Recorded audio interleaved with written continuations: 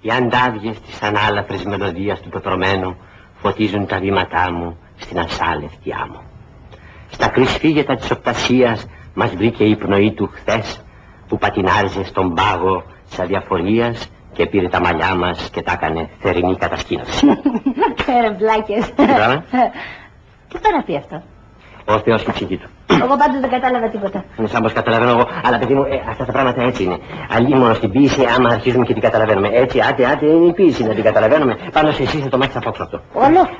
Μάθε το μισό, σαν πως ξέρει κανένας που αρχίζει και που τελειώνει. Εκείνο που ενδιαφέρει είναι να το απαγγείλεις με μια φωνή άχρωμη, σιρτή και μελαγχολικιά. Να έτσι, κοίτα.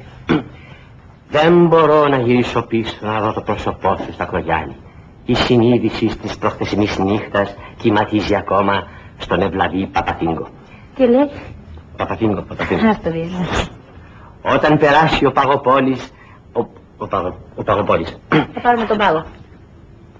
Όταν περάσει ο Παγοπόλης θα έρθει η άνοιξη να μας φέρει λουκουμάδες. Τι θα φέρει, λέει? Λουκουμάδες. Τα σπουργίτια που φτεροκοπάνε στις αναμνήσεις μας, άστα να πλέξουν δαντέλες. Τα σπουργίτια δαντέλες. Λύσε τα μαλλιά σου και τρέξε με γυμνά μοσχάρια στην επιστροφή του γυρισμού. Έλα, Παναγία μου.